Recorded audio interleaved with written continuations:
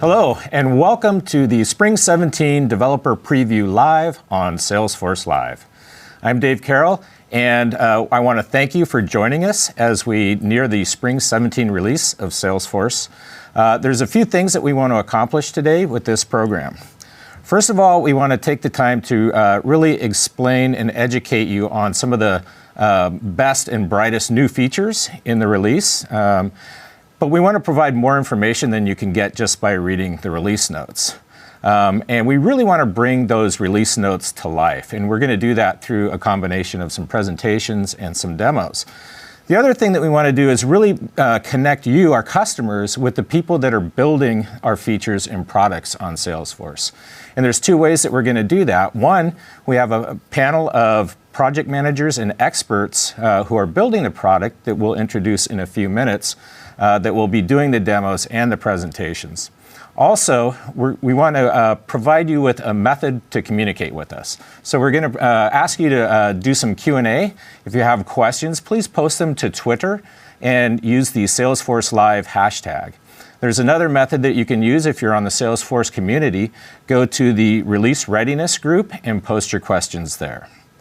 Now, we're going to be recording this program so that if, in the event that you're unable to stay for the entire program, or maybe you want to come back and revisit, review the program, we've got you covered in that way.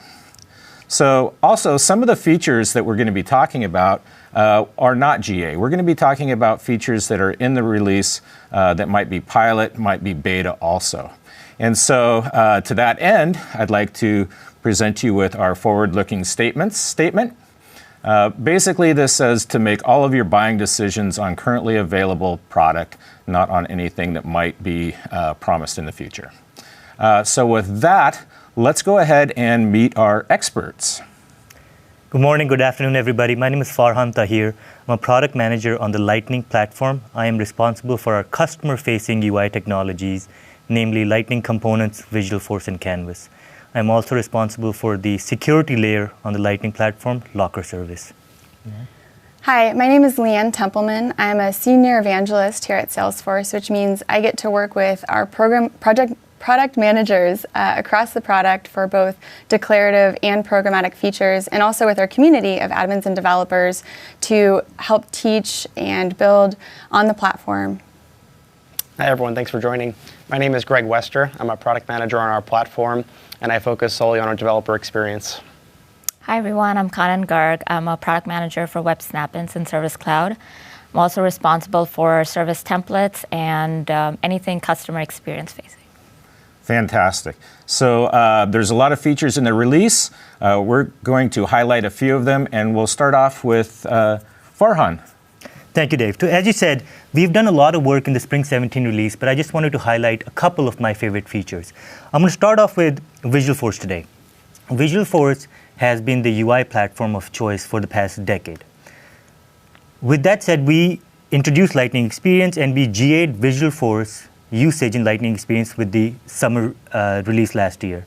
And since then, we have been making features and products to make it easier for our developers to transition their Visualforce pages into Lightning Experience. So with the Spring 17 release, developers can now access Lightning Design System without having to use static resources, just natively in their Visualforce pages. Let me just quickly show you that via demo. As you can see, this is my Visualforce page. Really simple Visualforce page, and it is designed using SLDS. So let's go to the page markup. I'm going to hit Edit here.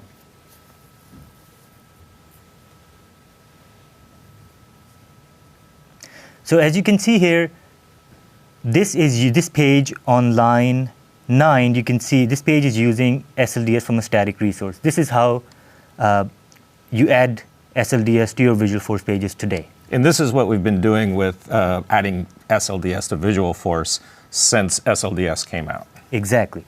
So SLDS is natively available in Lightning Experience, in Lightning Out, in communities. Visualforce was the last place where it wasn't available natively.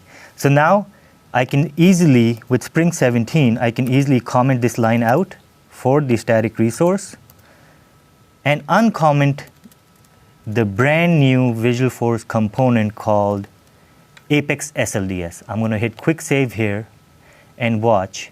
When I refresh this page, the styling will still be SLDS, although I do not have any static resources on my page.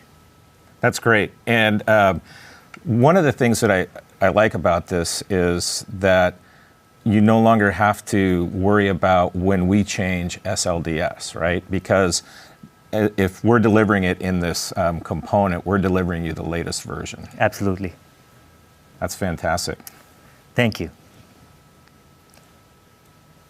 Next, I would like to talk about Lightning Container Component. This is a brand new feature in Spring 17. It's a developer preview in Spring 17, and we'll go GA at a later release. When we introduced Lightning, our JavaScript client-side framework, there was a lot of ask for a technology or tool where customers can use their either existing or net new applications built on Angular or React or any other third-party JavaScript to be hosted inside of Lightning. So our answer is Lightning Container Components. This will allow you to host your existing or new Angular, React, or any third-party application, JavaScript application within Lightning in a first-class citizen way where your end users won't be able to tell if this particular component is built using Aura or is it built using Angular. This solution will be iframed when it's your Angular application will be iframed when in Lightning Experience, so that Aura.js does not collide with your custom JS. And number two, when you're debugging, because of the iframe isolation, it makes debugging a lot easier. I also have a demo for this particular piece. Let me quickly show you. I built a React application using Visual Studio Code, which is provided by Microsoft. And as you can see in this particular application, this is a React application. You can see from the React tags, React.create element. After I was done creating this application, what I did is I zipped it up as a static resource into Salesforce. So you can see this is the only static resource in my organization. This is my React app zipped into a static resource. Now I'm going to go take you to Developer Console.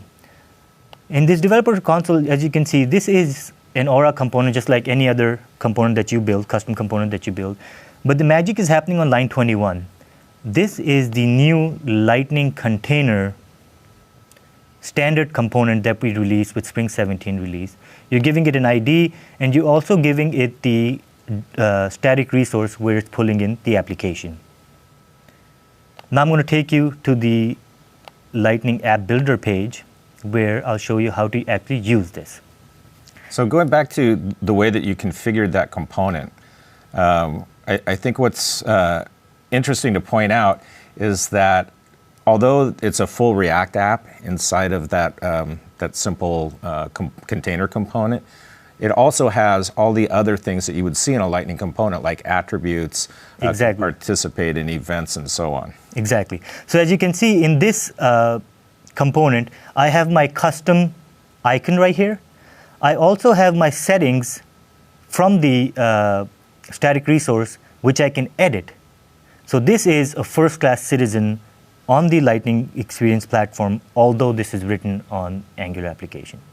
And as you can see, I have put the Angular app on the page using Lightning App Builder. I also have some other components on the same page. So I'm going to hit save here, go back. And on this page, you can see my application in action. Dave, two things I want to highlight here. Number one, this is actually live data. So when I'm running the application, this is pulling live data from Salesforce, which means we have provided the ability to call API from within the Angular application. Your session is API enabled, so you can pull data as is. Number two is, we have also provided you with a messaging service. So if I give you a new property, which is basically an opportunity, and I'm going to give it my home state address.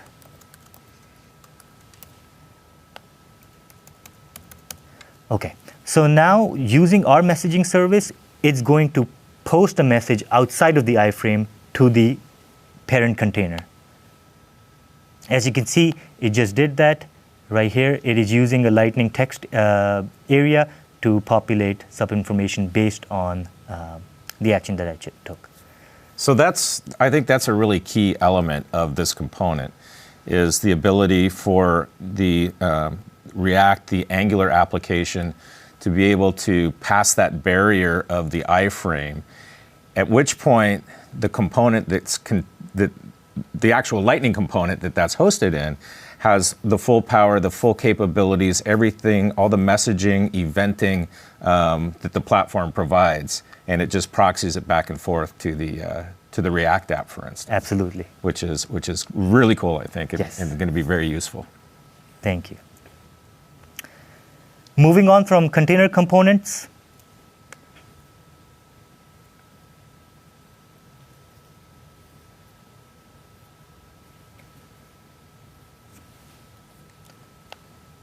Are we presenting here? Yes. Oh, okay. In the Winter 17 release, as you know, the Lightning platform released about 23 standard Lightning components. These are the base Lightning components that a developer can use to build experience components or experience applications for the Lightning experience and the S1 mobile.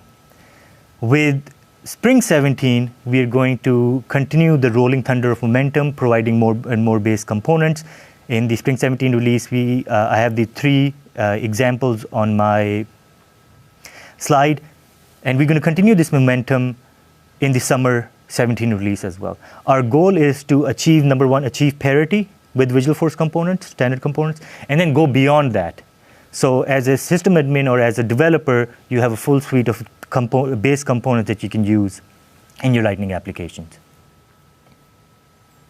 I'm excited about the progress in the base components, because these are one of the biggest technologies that help accelerate the development of Lightning components over and above what you can do custom, right? Because now you're inheriting behaviors that the rest of the Lightning experience uses, and thereby keeping your users in a consistent interface and experience as well. Absolutely. So let me quickly show you a couple of examples of the ones that are coming out with Spring 17. The first one is Avatar. Basically, you show the image of a user within your application. It comes in 3 different flavors: regular, large, and also the circular one. The 2 others that are my favorite in this particular release are the input ones. So we did input search. This is a component you can use to either deliver standard search functionality using Saucel, or even custom search functionality using Apex. The second one is the file input, which is lower on my page right here. Not only does it give you a button to upload files, you can drag and drop files using this component as well. Well, I know that was one of the components that I noticed in some of our Stack Exchange and other channels that people were really kind of struggling with, is how do I upload files using Lightning? So that's going to be a huge help. Yes. And as I said, we're going to continue this momentum into spring and beyond with more and more standard Lightning components. Dave, you have been developing on the platform for years now, and on the Lightning platform for a couple of years now. You have firsthand noticed the challenges in terms of debugging. So on Chatter, on Stack Exchange, a lot of our developer feedback is we need to make exception handling better. So with the Spring 17 release, I'm really happy to say that the Lightning component team put in a lot of work to handle server-side exceptions in a human-friendly manner. So let me quickly show you what I mean by that. Before the Spring 17 release, you would see if there was a particular error and you didn't catch it and you hit save, and on runtime, you will see the error on the right. So as you can see, it gives you a bunch of internal IDs, which for internal developer are great. Fantastic. But if you're an external or a platform developer, not so good. So we will be replacing this for server-side exceptions with the new one on the left side in red, it will give you the exact error. It will give you where the error is coming from, and also it will give you the line numbers, not our Aura component line numbers, your custom component line numbers, so you can target where the error. Now that's really key, because if you understand anything about the internals or the package that's delivered when you run Lightning, it's one big JavaScript file, right? Yes. And knowing the line number in there is not super useful. Actually, knowing the line number in the source code that's having the problem, now that's very useful. Yes, yes. So let me... Finally. Let me give you a quick example. So in this example, I have a component called missing attribute. Because it implements force app hostable, I can put it behind a tab. So I opened my tab. It is really simple component which says showing my component. Now it also references a child component with attribute my string. I'm going to go to the child component and change my string here. I'm going to hit save. And watch what happens when I refresh this page. The new error message pop-up shows up, telling you exactly what the issue is. My string is not found, where the issue is, including line numbers. And then for developers, they can also see the stack at the bottom. So I know it's in line number 3. I go back to developer console. I say, oh, line number 3 is calling my string. Go to my string. I see what the error is or the issue is. I hit save, come back to my component, hit refresh, and my app is running again. That's really great, and it's, you know, everybody makes mistakes when you're developing applications, and being able to identify those and rectify those mistakes quickly is super important. Absolutely. And as I said, we did server-side exception handling in the Spring 17 release. We will be doing client-side exception handling, which is the second part of the story, in the Summer 17 release. So lots Fantastic. In Spring, but lots more coming in summer as well. Great, great. Can't wait to see that. Dave, the last thing I want to touch base on is Lightning Locker service. Security and trust is our #1 priority, not just for the Lightning platform, but for Salesforce as a whole. With the introduction of Lightning pages, which means you can have components from various sources on the same page, we wanted to ensure that the data rendered by each component is safe, regardless of how many components from different sources are on the page.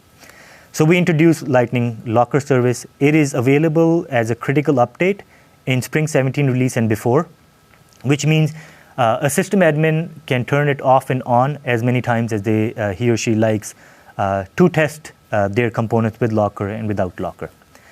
What's changing in Spring 17 is, although it is still a critical update, means you can turn it off and on as many times as you like, in only Sandbox and DE orgs, we have also added the CSP checks, which was the last part of Locker service.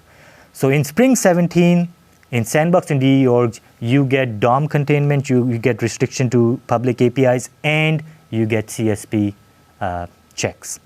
This will allow our partners in DE orgs and our customers in Sandbox orgs to test Locker compliance end-to-end before we enforce it in Summer 17 release for all organizations. And that would be a huge milestone, because security will be part of the development process, because often it's considered as an afterthought. Right, right. And trust being #1. I think a lot of people don't kind of understand some of the finer points of what's at risk in a common web page that might have JavaScript running in it. And the CFP, which is Content Security Policy, allows you to basically set different policies that are then enforced by the browser. And absolutely. I think that we go a step further with that, don't we, Greg, by requiring my domain? How does that work? Yeah. So increasingly, your application is executing in the browser rather than on our services. And so with browsers, it's important to make sure that those live scripts only communicate back with your tenant organization. And so my domain is the first step in that. Absolutely. And then web standards have evolved quite a bit to allow very granular content security on different active sections of the page. And so it's really neat that we've implemented this so soon. Yep. Okay, so that's a bunch of great updates. Really looking forward to progress continuing to move forward. Absolutely. I think Trailhead DX will have a lot more to say about Lightning components, base components, getting some of these things that are currently in pilot and GA. So absolutely, it's fantastic. I'd like to take a second now and see answer a few questions that we've received on Twitter. I've got a question from Mark Williamson. He's asking, is the Lightning container component similar to the S-Force, or the Force Canvas? Is it similar to our Canvas technology? So Canvas, your solution is hosted off platform. So the solution is not, your application is not sitting on Salesforce, it's sitting on your external CDN. With Lightning Container Components, your application is actually sitting on Salesforce in a static resource. So that would be the main difference. Yeah, the similarity really kind of ends at the fact that there's an iframe involved. Yes. Really. Let's see. I've got another question here. This is from CHSZNAP. I'm not sure if that is meant to be phonetically mentioned, but can the React app within the Lightning container component communicate/send events to other components? Other custom components, yes. So let's say just like I sent a message to display the message that a new opportunity was created, you can send a similar message to a custom component on the same page to update a list as the new opportunity is created or to take some other action. But yes. Really the containing component, the component that contains that container component can do whatever any other Lightning component can do. Exactly. And so it really stands as a proxy between the React app and the rest of the Lightning experience. Absolutely. Okay, great. Well, let's move on to a little bit different topic. What I'd like to do is have Leanne talk about some of the features in the spring release that are declarative that are very useful for developers to understand. Great, thanks, Dave.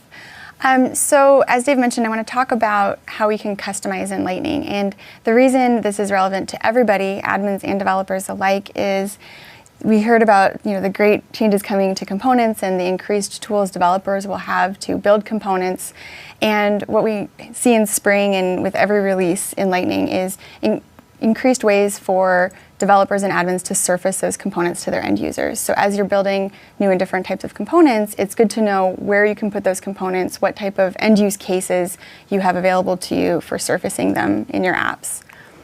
So the first Spring 17 feature I'd like to talk about, I'm very excited about Lightning Console apps.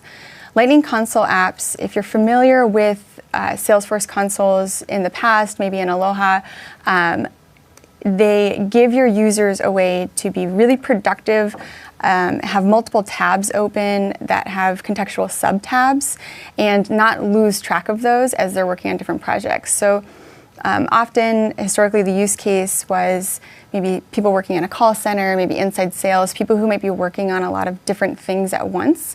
And this would allow them to have many different records open, look at different pages, all within their Salesforce app without having, say, multiple windows open or multiple browsers or tabs open. What's cool about Lightning Console apps is you're not limited to sales or service use cases, and you have a lot of the benefits of components and building and customizing those apps with components. So I did mention sales and service, but you can create a Lightning Console app for any use case, really. A lot of us have end users that have changing and shifting job roles. They might do a lot of different things in their job, and so you can create a custom project management console, for example, or project management app. So really a console is just another option that we're now making available for you as far as navigation. It's actually kind of conceptually easier to think about a console as a self-contained single-page app. Right, yeah, it's different navigation options to view and work with your existing objects and pages that you have in your Salesforce. But where components come in, there's a few ways that components come in to console apps. One is the utility bar. So with the utility bar, you have the option to create and customize these available components at the bottom of your app page that show up as docked components. And so if you think about maybe actions in the past or things that your users do most often in their Salesforce apps, you can create components to, say, meet the needs of your project managers. And utility bars are, if you think about the components that are best served for a utility bar, things that they'd want to do that maybe are not record specific. So maybe a chatter post, or look at their notes, or if you're creating, say, a custom project management component that really isn't unique to one object, but it's unique to that side of the business and that app. It's kind of similar to our concept of actions, where we have global actions and then we have like record type actions, right? Yeah, that's a good way to think about it. So when we used to build actions, right, you had to think about, okay, is this going to be for a record specifically, or is it something we want our users to access everywhere? But what's cool about using components in the utility bar is you can take it, there's a middle ground there between everyone's going to use it all the time and you're only going to use it when you're looking at this type of object, because you can say, I think my users would use this component, but maybe just my project managers need this component. So maybe I'm just going to put it in the project management app. So it's one step more granular than a global action or being made globally available, but it's not as granular as, say, putting it on a record page. And you'll be able to create these utility bars for your apps, all of your Lightning apps. You can edit also your, maybe sales app, things like that. So it's not limited to, custom Lightning apps that you're creating or custom console apps you're creating. You can start to customize the experience for your users everywhere they are in your Salesforce apps.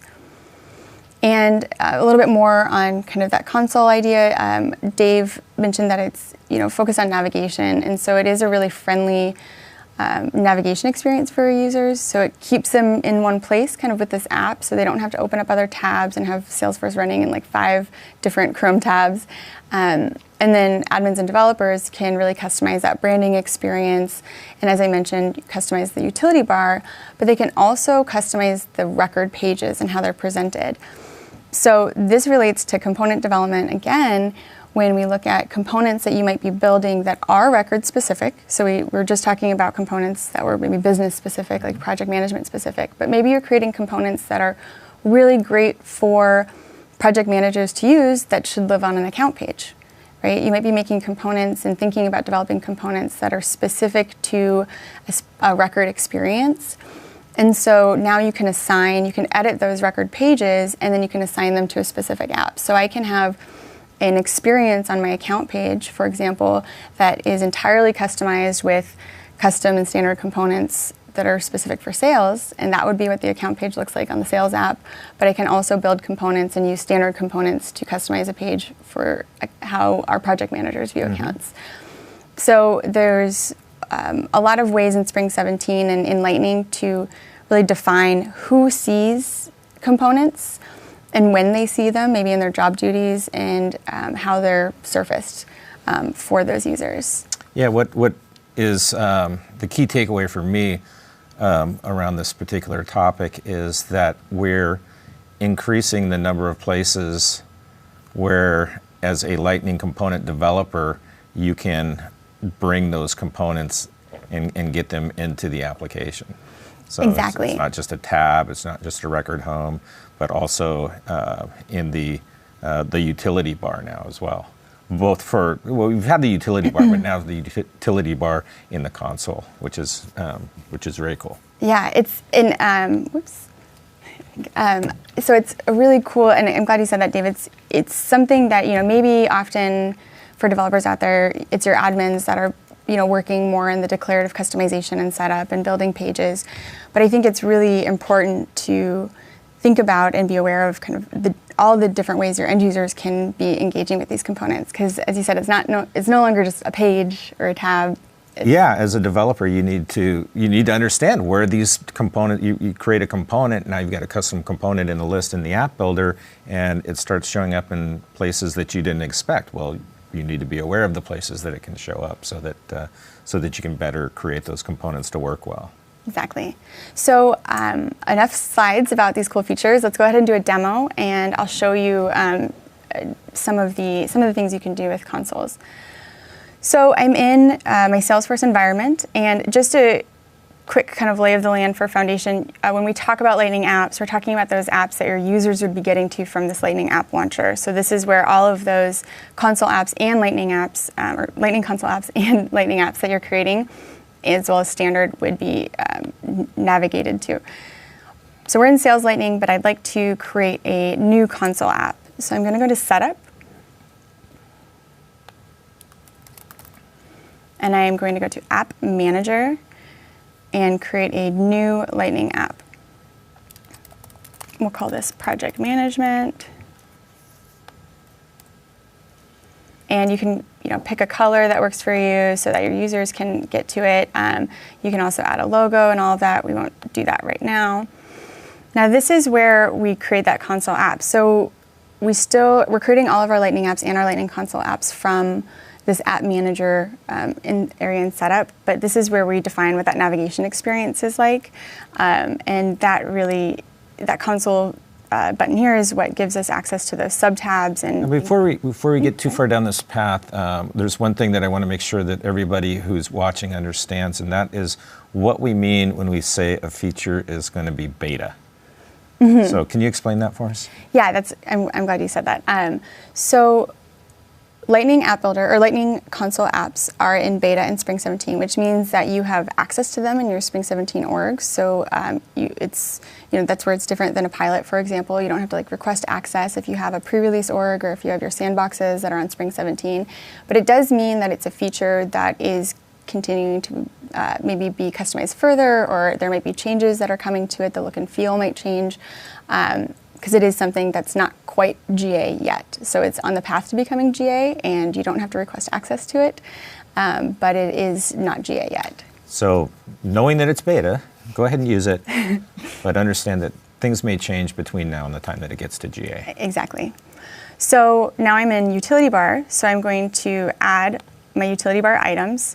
And you could create an app with no Utility Bar if you wanted, and you can add one or two. You have a lot of options kind of available to you. There's a few standard, so I have all my components here that are available in the utility bar. And there's a few standard components that I think will be useful for my project managers. Chatter Publisher, of course. Chatter is very important for all my users. And when I select that, just to give you an idea for those developers that are now excited about building components for utility bars, you define the label, you can define the icon, as well as the width and height. So you have control here as you build your component to then define how it's presented to your end users and what it looks like when they click on that doc item. We can add a couple of more. Let's add notes. So these are examples of the types of components, both standard and maybe custom components that you might build, that I would probably add to all of my apps, right? Because everyone likes notes, everyone likes Chatter. But then I'm going to add a component to the utility bar that is really specific to project managers. And that is going to be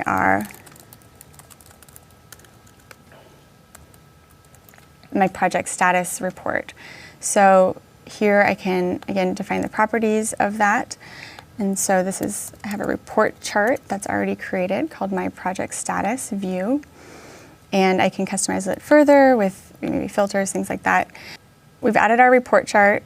We've added Chatter Publisher.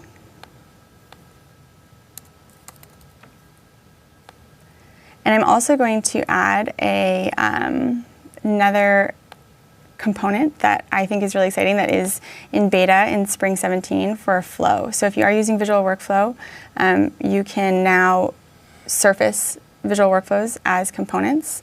So we'll say project help here. And then here we just select the items that we want to be available here. So we're going to bring a couple over. And this is the tabs. Tabs are Lightning pages that you've created and you want to be available. So we need projects. Perfect.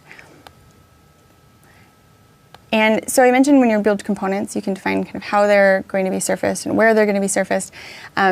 one of the ways when we talk about creating these custom apps and having utility bars is you can assign them by profile, right? So again, if you're creating components, you can say, who would they be most useful to and how should they be worked with in your app. So we've created our app, and I can go ahead and go to my new project management app. And so in console, because it's a console app, we have all of our different pages here, or options here. And if I open one up, I can see I just open a different tab. And I didn't lose access to that list view. I can still go back if I want to change what that list view looks like, and open another tab for chatter. Now, just to highlight before we get into our pages, I have my utility bar items down here. So I have my chatter publisher, and it shows by just popping up as a docked item there. I have maybe my report chart that I created that I can see. It's very cool. And so you could have your custom components down there as well. Exactly. So this is where you could be adding custom components and making them, again, available wherever your users are in an app. So one last thing, I'm just going to edit this page. So I'm in an account page right now, but I want to make a couple changes using App Builder to this page and using components. And so I'm going to add a related list. In our pages, we have our related list already here, but it has a lot of items because there's a lot of account items or account-related items. I'm actually going to remove that for right now, and I'm going to add this custom new related list that will show me projects because I'm making account page experience that's really specific to project managers. So I can add some project-specific items. I can also make, maybe my tabs, edit my default tabs. Another cool place to put components is in tabs and to have a custom tab for that. So we can say projects insights, and I can add let's add a report chart here. And I have a report by account project status, and I can maybe filter down by account ID if I want. So I assume that everywhere that you're dropping standard components, you can drop custom components. Exactly. So you can add components throughout the page. You can, with App Builder and with using tabs and kind of changing the look and feel of components, edit your page. But what's really cool, especially for, again, developers that are building really specific components for users and for business cases, I can assign this page as an app default. So I can assign it to my project management app as the page, which means that when I go back to my project management app and I view my account page, I've got my updated components here. Cool. I've got my insights tab here. I've changed the default tab, and again, this means that I can have this really custom page experience, but with components, standard or custom components, and really choose and customize how that's presented to my end users. Wow, I've seen people sling code before, but I've never seen anybody sling clicks like that. That's pretty amazing. Great, so that's a fantastic feature, and thank you very much, Leanne. Again, it's very important for the developer to understand all the places that Lightning components can be applied. We're going to switch gears a little bit and talk about developer experience, near and dear to my heart. So, Greg, what do we got coming out for spring? Thanks, Dave. So we've been working for a long time on what we call Salesforce DX. These are tools and processes aimed at the professional developer, somebody who works on a team of developers, maybe teams of teams, and wants to work with Salesforce the way they work with other languages on their desktop. And so we've had about 80 engineers working, again, for over the last year, making a lot of changes to our platform, replatforming in some cases, and they're just starting to come above the surface in spring 17. So we have a few pieces that we want feedback on. Yeah, we're really kind of have gone all the way back to the drawing board and started from scratch and thinking about what the developer experience should be and then what we need to do to make that come to fruition, haven't we? Precisely so. And so I guess the motivation here is we studied some of our most productive ISVs, independent software vendors on the platform, and we said, how are you doing it? and how can we codify this into Trailhead, into our tools, into our processes, and how can we bend Salesforce a little bit so that we can enable you to work the way that you want to work. And so we're going to continue this journey. This is just the beginning. There'll be many more things in summer 17 and winter 18, but we want feedback on a few pieces that I'm going to talk about and show today. And when I say this journey continues, I mean we have large IT shops in mind, people who are using packaging and ways of splitting up their code just to organize their own teams and organize their own code. And then including everybody in this experience, accelerated admins, everyone else who wants to code should be able to and feel empowered to save these things in version control and to work. Yeah, a lot of this is about making it easy to apply industry-defined best practices around development and delivery of software. Correct. And it's about delivering them with quality too. And so one of the foundations of that is moving the source of truth from the sandbox into version control. And so this is a foundational piece of what we're doing with Salesforce DX. We also are creating new APIs to make it faster for you to push code. So we want the time to value to be very high. One of my goals is that anybody who was to join a Salesforce project, maybe a consultant starts at 9 a.m. on Monday morning, and by 9:10 they're productive with their own development environment and able to contribute code to that team, and that it's intuitive to them as a professional developer. Yeah, it's kind of like the mountain that we climbed in reducing our window of maintenance for every release to about 5 minutes, and we want to make that. We want to get developers up to speed in less time than it takes us to push a new release to Salesforce. Correct. So a big motivation is time to value, and then also scale. So every time we go to Dreamforce or a World Tour event, we see bigger and bigger visions of what people are doing on the platform. And whether you do those declaratively or with code, you end up with more metadata underneath that or underpinning that. And so all of these tools, all these efforts are to help people scale up development on the platform, realizing that almost everything is done as a team, that you can do very little as an individual. Right. So maybe we'll jump right into demonstration, and I'll show you what I mean by some of these tools and what I'm excited about. So I grew up with command line interfaces, and for developers who want to work that way, we want to make sure that they can. So we've created what we call a CLI, command line interface platform, where we've included a series of commands that we think cover 80% use cases. When I say platform, I mean you can extend this. So if there are other things that you have in your build process or that you want to add to this, you can, as long as you can write Node.js code. Which I think is really important. Salesforce has customization in its DNA, right? I mean, that's kind of what makes Salesforce, and I'm glad we didn't stop at the command line interface as well.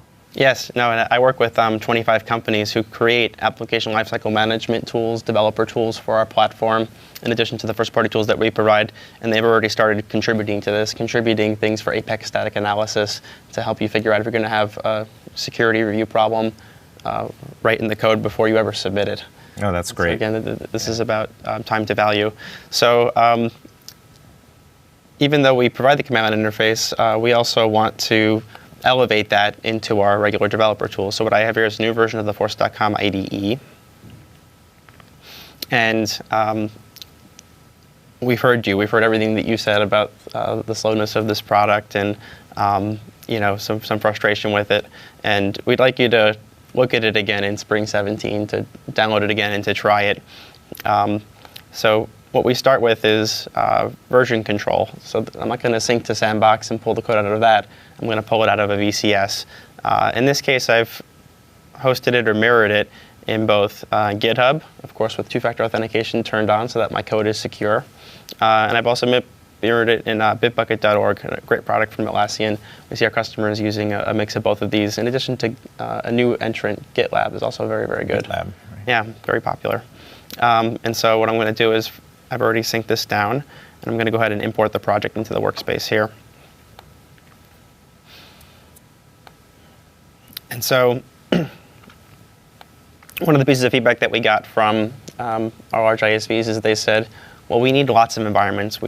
And not just developer sandboxes, not just developer edition orgs. We need essentially the ability to provision as many developer workspaces as we have code branches.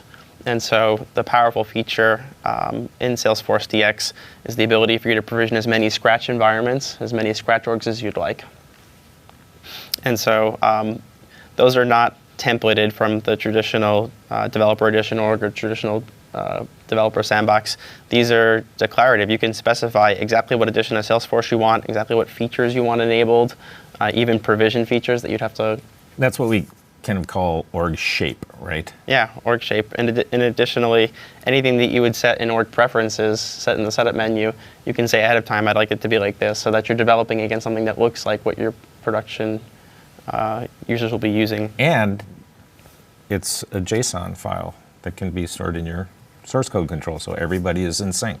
Right, so that's one of the tenets of quality, is that you capture all your configuration and version control. And so built right into the new IDE is all of these command line tools, and they execute right down through the programmatic interface to CLI. So CLI is really three things. It's a human readable interface for provisioning Salesforce environments. It's a scriptable interface that you can write build scripts against this and say, I want you to spin up a Scratch org, push some code into it, and run the test for me and let me know how that went. And it's also a programmatic interface, meaning you can write programs against it like this IDE. So it's kind of the engine behind the Force.com IDE. It's doing all the heavy lifting. In that capacity, it could be the engine behind other IDEs, Visual Studio Code, Sublime. That's correct. Just about anything else. Yeah, I like to call it the one-stop shop, the CLI. Yes, and this is, no matter what tools you use, if you're using a text editor, Maven's Mate, Sublime, any of the other IDEs like the Welkin Suite for our Visual Studio users, or Illuminated Cloud for IntelliJ, they're going to be able to take advantage of all the functionality in Salesforce DX without doing 6 months of development work. And also, because it's executing as like a process at the OS level, that makes it applicable for just about every one of the CI tools out there, one of the CI vendors like Jenkins or what's another one? Circle CI, Travis CI. Travis, right, There's a lot of, we encourage you always to do public cloud first. So if you have invested in, a farm of machines at your company, you can certainly use those. And there'll be ways that we can distribute these to all those continuous integration vendors in an industry standard way. Yep. That a certain standard Salesforce container will execute any of your jobs as long as you sync the code into it. So from this, I can just click right here and say I want to invoke the Apex test to see if my application deployed properly. I can immediately apply a perm set. In this case, I have the Dreamhouse application, so I'll apply the Dreamhouse perm set to my user.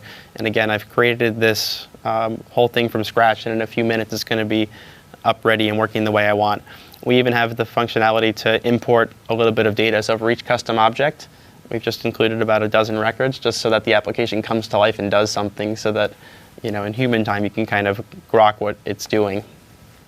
And so with the Scratch org, I actually don't know the login to it, and that's sort of a feature in some ways, that these are just ephemeral, provisionable environments. And so the way I get into it is by clicking right in the IDE here. And if you notice, we've created the custom My domain for you. So this says Force Agility 5461. So this is pre-wired and pre-set up for Lightning component development. And I can jump into the application and start using it and start understanding what it does. So it looks exactly like Salesforce.com, but that is not an org in the way that we think about orgs. It's not a developer edition. It's not an enterprise edition. It's a Scratch org. Yeah. And so what's great about this is if I make a mistake inside of it, or I don't like the way that it looks, or something strange, I can just start over, and in a few minutes I have an environment again. That is definitely different thinking around developing on the platform. Yeah. Of course, we have the Lightning component editor with the multi-tabs on the bottom. If I were to make a small change to one of these, like maybe I'm going to change a color or a background color, set it to blue. When I do a save, it's not going to slow me down from doing my work. And so since this is different processes, remember the old IDE would kind of hang and wouldn't let you do any work and it interrupts your thinking. Yes. This one, everything happens asynchronously. So again, in over our new APIs, in a few seconds, this is pushed in just the one file that I changed. And this is version control agnostic. So we would encourage you to use Git. We think it'll help you scale up. We've also built it right into the IDE to make it easier for you to commit your changes without having to know all the command line utilities. Again, you could just drag and drop this and say, I think this looks better in blue. And go ahead and commit it, or commit and push it, which will kick off a continuous integration bit on the force.com pipelines. So we're excited about all of this. We think it's turnkey CI/CD, and we think it's going to make you more productive, make you able to do more work inside of a single year. Give it a try in Spring 17, and let us know what you think. Yeah, both the IDE and the CLI are pilot in Spring 17. It's an open pilot, right? So Yes. that means we're looking for feedback. It's a closed pilot. We will. Oh, closed pilot. Yeah. So the way that you find out about it is if you go on developer.salesforce.com, switch products, Salesforce DX. At the bottom, there's an interest list. And if you go ahead and click on that, it pops up in a Pardot marketing landing page. Enter your information here and get an email next month in February about how to join the pilot and how to download these tools and start giving us feedback. We're pretty much letting just about anyone join the pilot. I think we'll be able to accommodate everybody. I have it on good authority. Okay, that's great. And again, the purpose of this is really to listen and get the feedback and make sure that we are getting this right. Yes, and before we touched on what's the difference between a beta and a pilot. Pilot just means that you need to accept a separate agreement that says, I understand that this software is likely going to change a lot, and that it's still actively changing as you're using it. Yep, fantastic. So is that it? Is that all we have for DX? No, let's jump back to slides. So I should talk about which things are generally available in Spring 17. So again, these things are all aimed at scale and making you more able to execute your vision on the platform. Many Java and .NET developers have been used to, for many releases of those platforms, the ability to do mocking and stubbing. And so this is kind of geek speak for the ability to take your Apex unit test, which may more resemble a functional test, and really scope it down to just testing a single API, to testing the single public members of a specific class.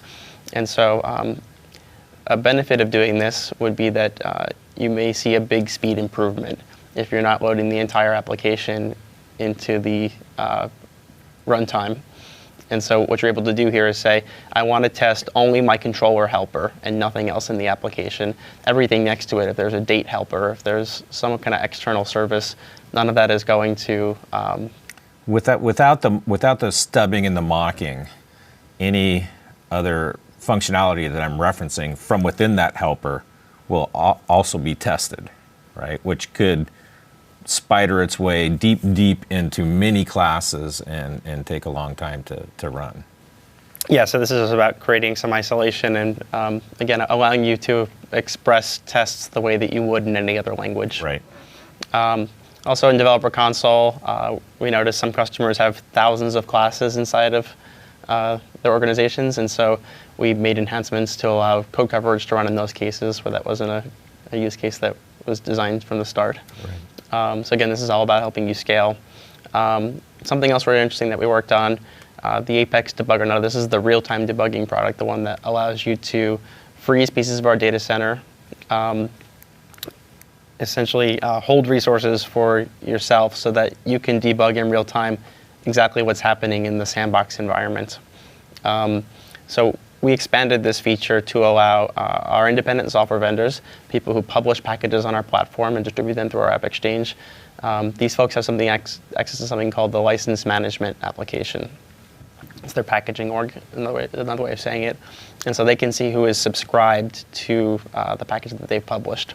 And if a subscriber asks for help, they say, hey, I installed your application and I noticed that I can't create leads anymore. What's happening? Can you figure it out for me? This allows ISVs to self-support their customers. And so when a customer requests support and requests login access through the license management application, you can log into their subscriber organization, and then for the first time ever, you'll be able to see the managed code because you're you, the developer. And so you'll be able to watch the handoff of code and the program execution back and forth between managed and unmanaged code. And in some cases, you're going to find shortcomings in your implementation. Maybe you weren't expecting there to be 100 million records in the account object. And so you need to change your algorithms to make sure that you don't have hit a limit or something like that. In other cases, you can educate the customer on how they can code a little more defensively. Maybe they weren't expecting your package to also have a trigger on lead. Right. I think that it's easy to not really understand how much the differences are in the environments that your application might be running in as an ISV, right? We tend to work in our own org. We think, oh, that's our org, how hard could it be? But everybody has a different org with different functionality, different customizations in it. And then when that bug occurs, being able to actually see the interaction between the customer customizations and the package implementation, I don't know how else you would do it, right? That's going to be very useful. Correct. So this is an open beta. If you log into a customer organization now, you will see the Apex debugger in the setup menu, and you'll have access to one session, one portable license as a courtesy to be able for you to solve that problem with your customer without going through Salesforce support. So we think this is important for revenue protection, important for customer success. If someone uninstalls your package, no one's successful. And that's actually, in my opinion, a part of developer experience. Yeah. Being able to solve problems with what you've built. Yeah. So we've heard all of your ideas. We have them all in a long roadmap, and we're just happy that we can get a few of them out per release. Yeah. This is hopefully people can understand that the way we're rethinking about development on the platform means that it's a big job, and it's going to take us a while, but we're going to be incremental in providing functionality release by release. Yes, and we can always innovate our way to providing better features to more people. Yep. Should we take a look at some questions? There's a couple of questions on Twitter. I'm going to start with Dave Hahn. Thank you, Dave, for chiming in. The question is, are person accounts on the roadmap for Developer DX? Sure. So I think there are certain metadata gaps that we're working very hard to close. When someone says, I'd like to save everything in version control, but this particular thing won't save back. That's one of the gaps that we know how to close now. And so by the time you see Salesforce DX go GA, we'll have closed all those metadata gaps. And realize as we expand the metadata shape, the gaps also increase with it. But we're at 99-point-something% now, and we'll get to 100%. There's another question here that I'll go ahead and answer. The question is DX paid or standard? And I think at this point, pricing has not been determined. Is that correct? That's correct. Yeah, but I'll add that we're always committed to providing a free tier of it, just as you can use Developer Edition now for free. This will always be possible. Yeah, for developers, our philosophy has always been remove friction, remove barriers to getting started, to being successful as well. So we'll keep that in mind. Great. Thank you, Greg. What I want to do now is switch to Kanan, who's got some great information about actually a pretty new technology based on some existing technology for Service Cloud initially, but hopefully the vision you will see is beyond Service Cloud. So Kanan? Yeah. Thanks, Dave, for setting the stage for Snap-ins. I'm excited to be here. It's a new product, and I'd love to talk and walk you through the demo and what the product is right now in the next few minutes that we have. So what is Snap-ins, right? It's a whole new terminology. Snap-ins is really a embedded customer service right in the customer's domain. So it could be your web app or it could be your native app, so that you can provide support to your end customers right where they are. And for a web application, that means taking a piece of JavaScript and putting it in the customer's domain. But for a mobile snap-in, that means creating a service SDK that the customer's native app can build on top of. And by customer's domain, what you're saying really is their website is not hosted on Salesforce. Oh yeah, nothing. It's completely external. It's not like a Visual Force page. No authentication into Salesforce is required. Right. So it's an external web application. So that is really where the product is, and the offering is to authenticate with Salesforce externally.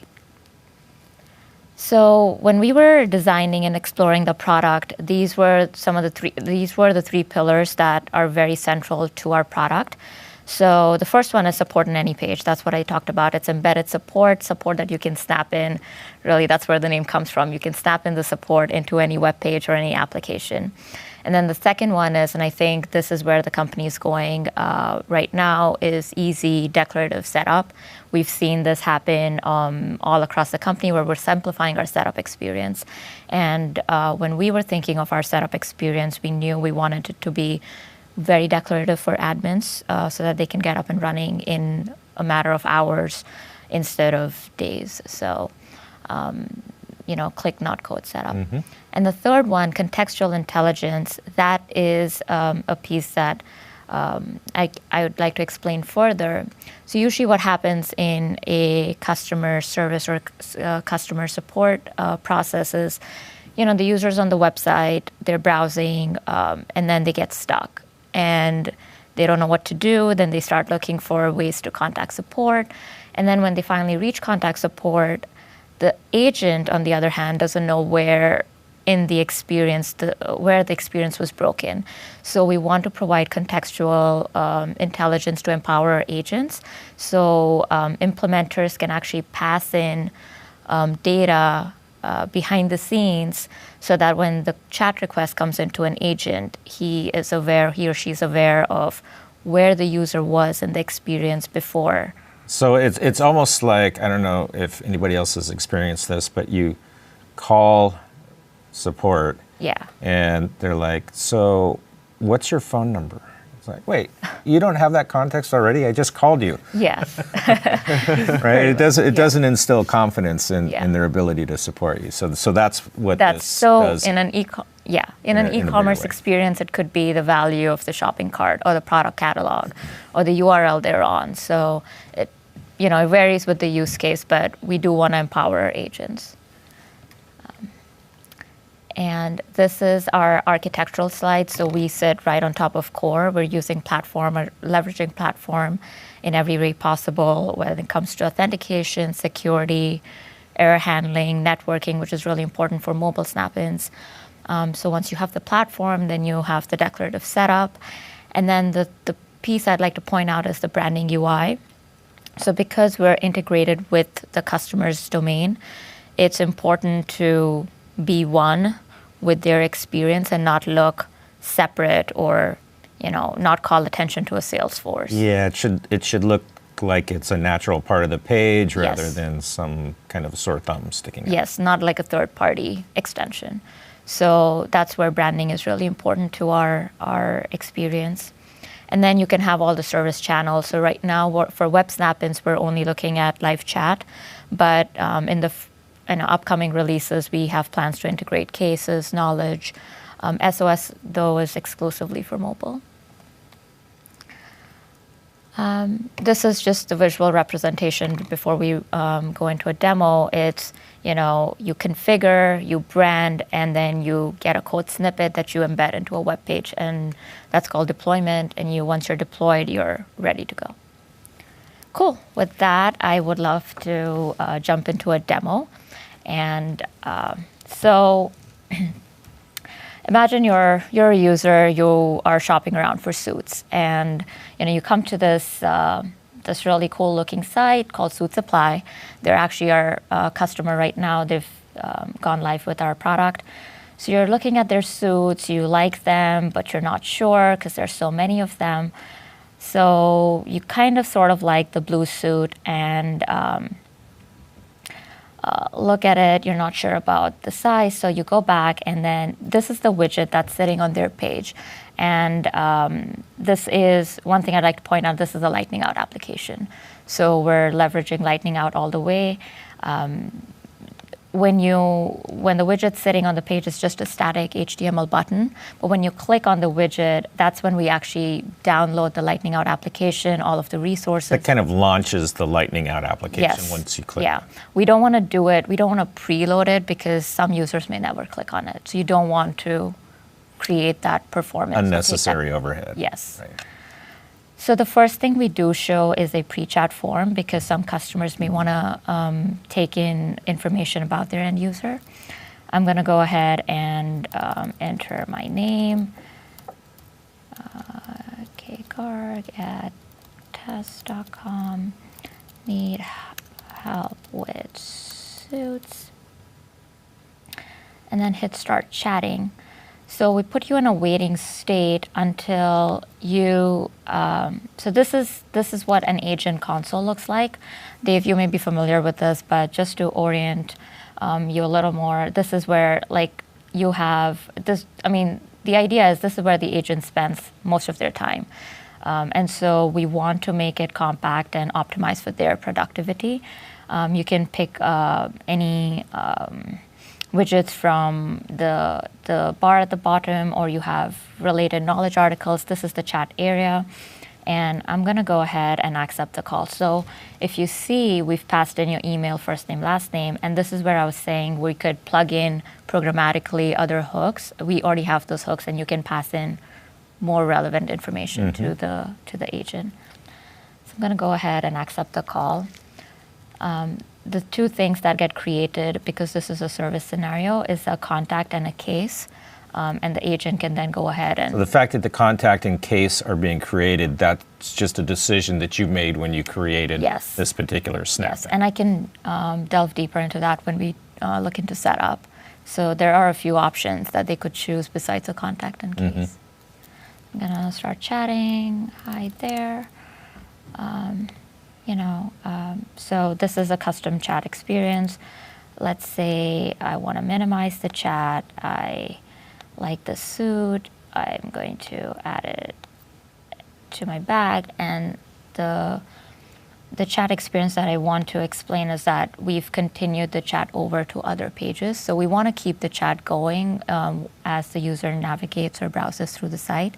We don't want this to be only on one page and then you have to come back to that. Yeah, even some of the most experienced clickers will accidentally navigate away from a page, and you don't want to have to start over. Yeah, and we can go further, but even if you were to go to google.com and come back, there is custom timeouts, but for at least for 2 minutes we keep the chat going. Oh, wow, that's cool. All right, so this was more or less of the chat experience. I'm going to go ahead and end the chat because I wanted to show more of the setup experience. So this is a Snap-in's deployment in the setup experience. So it sits under the service node. And I have a couple of things to point out here is because it's a chat experience, you need to have live agent set up or pre-configured in your org. And we do use communities or a site endpoint. So Lightning Out is just the application, but to talk to Salesforce, you do need unauthenticated, or you do need like a session to be created. And we leverage sites or communities to do that for us. Yeah, so everything at Salesforce is behind some kind of identity. Yes. Even unauthenticate, Yeah, in lieu of logging in, we can use sites, which has a pre-configured guest user. Yes, and that's what we're that leveraging. has the identity, right? Yes. So I'm going to go ahead and create a new deployment. So let's say developer preview. And this is the site that you can use. I'm going to use a Snap-in site. Hit create. So the first things you see is really a live agent deployment, branding, and pre-chat. So I'm going to go ahead and create. I already have pre-configured live agent deployment and button. I'm going to go use that. Now, branding is, imagine I want red as my primary color, and I want to try the full rainbow, so yellow, and my nav bar can be, I don't know, green. And I'd point out that while this looks like pretty simple branding, it's a simple user interface that we're providing. Yes, yes. Which has the benefit of being easy. Easy. Right? That's exactly. We want it to be super easy for our users to get up and running. And I'm going to hit finish. And the pre-chat form is, so this is where we were talking about, I had configured my deployment to use a contact in case. But if you're an e-commerce website and you really care for lead generation, you can actually switch to the sales scenario, and I'll create a lead for you. For now, I'm going to keep it to the service scenario, a record type that drives the fields. And say I want to add mobile phones. And I want to make subject a required field. I can do that. Hit save. So that's about it. That's all you need to do before you get something. Hit get so this code. is the meat of it. Yes, so this is all of the code you need that we generate for you, that you just need to copy and paste into your web application. So I have this GitHub page that's really bare bones. It's just an HTML page which has a body and a div. I'm gonna go ahead and okay, this is where I need to sign in. ESW 234. So once we've got that snippet, if we're developing a snap-in for a web page, that is a fully self-contained, as you mentioned, kind of lightning out component with all the configuration steps that you've clicked through represented within it. So I'm going to go ahead, place the code here, and commit the code. Commit changes. So some of the things I'd like to point out are other hooks that we've given them for customization. So you saw that the pre-chat form had a background image. That's where you can add your image URLs. Waiting state, you can add some more. Company logos, help buttons. So we do have other areas where you can customize this further. That's pretty cool. When I see these kind of features, one of the things that's part of my role as a developer evangelist at Salesforce is to figure out how to use our features in ways that they weren't intended to be used, just to help spur the imagination. Yes. And when I look at that, I immediately think, well, if we can do this for a sales process or a service process, couldn't we do snap-ins for a custom application process? Yes. Maybe not today. Not today, but we're generalizing the platform that you could use it for any process that you wanted to. That's great. I have, is there another slide? So I don't wanna... this is just when the new deployment that we created, you can see it's branded with our new colors, and it's got the pre-chat form that we selected. So what do we have on the roadmap here, the expanded product portfolio? On the roadmap, we have, like I mentioned, Snap-ins right now is web and mobile for iOS and Android is fully GA with cases, chat, knowledge, and SOS. For the web, we have live chat that's GA in Spring 17. But in summer, we're actually focusing a lot on generalizing so that we can add cases, that's great. Knowledge. Kind of API first way to think about it. And then, well, thank you so much, Kanan. Thank you. Another really great feature coming in the spring. We're just about out of time. There's a couple of questions on Twitter that we'll respond to probably on Twitter so that anybody watching can see this, but we won't do it right now. What I'd like to do, though, is go ahead and thank everyone for joining us for the developer preview of the Spring 17 release. Also wanted to mention, put it on your calendar, Trailhead DX is June 28th and 29th this year. We're going bigger. We've got 2 days. It's going to be in San Francisco. So make sure you mark that on your calendar. And with that, I'd like to say thank you for watching, and recordings will be coming out soon. To present you with our forward-looking statement. Basically, this says to make all of your buying decisions on currently available product, not on anything that might be promised in the future. So with that, let's go ahead and meet our experts. Good morning, good afternoon, everybody. My name is Farhan Tahir. I'm a product manager on the Lightning platform. I am responsible for our customer-facing UI technologies, namely Lightning Components, Visualforce, and Canvas. I'm also responsible for the security layer on the Lightning platform, Locker Service. Hi, my name is Leanne Templeman. I'm a senior evangelist here at Salesforce, which means I get to work with our product managers across the product for both declarative and programmatic features, and also with our community of admins and developers to help teach and build on the platform. Hi everyone, thanks for joining. My name is Greg Wester. I'm a product manager on our platform, and I focus solely on our developer experience. Hi everyone, I'm Kanan Garg. I'm a product manager for Web Snap-ins and Service Cloud. I'm also responsible for service templates and anything customer experience facing. Fantastic. So there's a lot of features in the release.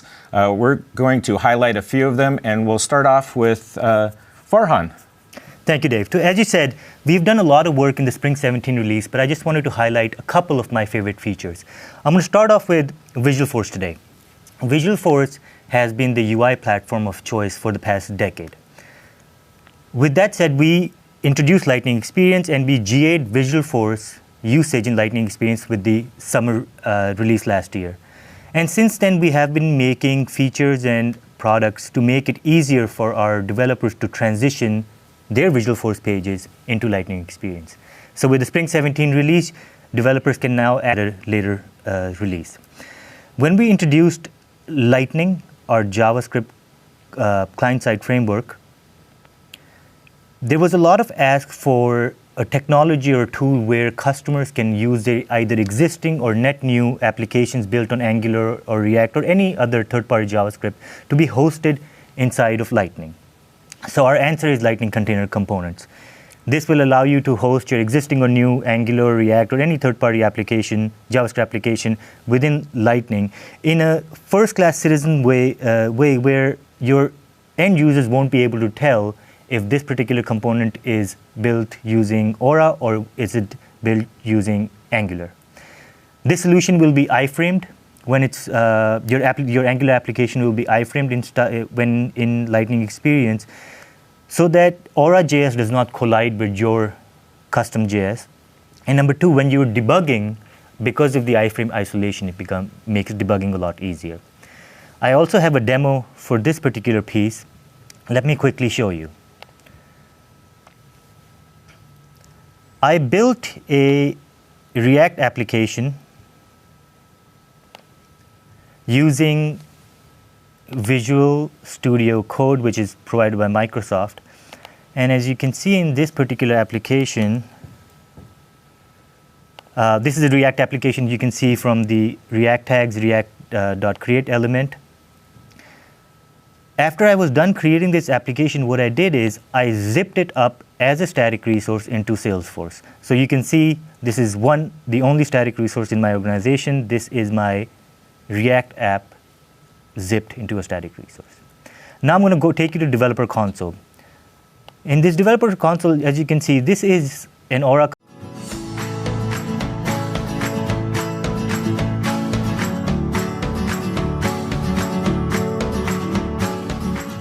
Hello, and welcome to the Spring 17 Developer Preview Live on Salesforce Live. I'm Dave Carroll, and I want to thank you for joining us as we near the Spring 17 release of Salesforce. There's a few things that we want to accomplish today with this program. First of all, we want to take the time to really explain and educate you on some of the best and brightest new features in the release. But we want to provide more information than you can get just by reading the release notes. And we really want to bring those release notes to life. And we're going to do that through a combination of some presentations and some demos. The other thing that we want to do is really connect you, our customers, with the people that are building our features and products on Salesforce. And there's two ways that we're going to do that. One, we have a panel of project managers and experts who are building the product that we'll introduce in a few minutes that will be doing the demos and the presentations. Also, we want to provide you with a method to communicate with us. So we're going to ask you to do some Q&A. If you have questions, please post them to Twitter and use the Salesforce Live hashtag. There's another method that you can use if you're on the Salesforce community. Go to the Release Readiness group and post your questions there. Now, we're going to be recording this program so that if, in the event that you're unable to stay for the entire program, or maybe you want to come back and revisit, review the program, we've got you covered in that way. So also, some of the features that we're going to be talking about are not GA. We're going to be talking about features that are in the release that might be pilot, might be beta also. And so to that end, I'd like to... Component just like any other component that you build, custom component that you build. But the magic is happening on line 21. This is the new Lightning container standard component that we released with Spring 17 release. You're giving it an ID, and you're also giving it the static resource where it's pulling in the application. Now I'm going to take you to the Lightning App Builder page, where I'll show you how to actually use this. So going back to the way that you configured that component, I think what's interesting to point out is that although it's a full React app inside of that, that simple container component, it also has all the other things that you would see in a Lightning component, like attributes, exactly. Participate in events, and so on. Exactly. So as you can see in this component, I have my custom icon right here. I also have my settings from the static resource, which I can edit. So this is a first-class citizen on the Lightning Experience platform, although this is written on Angular application. And as you can see, I have put the Angular app on the page using Lightning App Builder. I also have some other components on the same page. So I'm going to hit save here, go back. And on this page, you can see my application in action.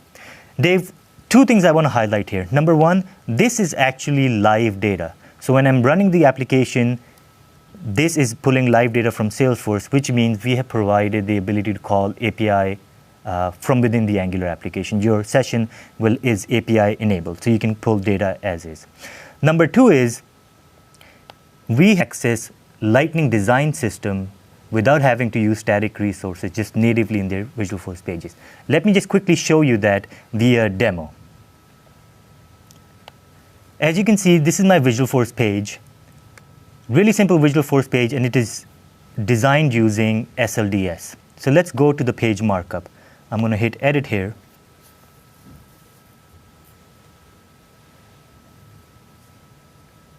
So as you can see here, this page on line 9, you can see this page is using SLDS from a static resource. This is how you add SLDS to your Visualforce pages today. And this is what we've been doing with adding SLDS to Visualforce since SLDS came out. Exactly. So SLDS is natively available in Lightning Experience, in Lightning Out, in communities. Visualforce was the last place where it wasn't available natively. So now I can easily, with Spring 17, I can easily comment this line out for the static resource and uncomment the brand new Visualforce component called Apex SLDS. I'm going to hit quick save here and watch. When I refresh this page, the styling will still be SLDS, although I do not have any static resources on my page.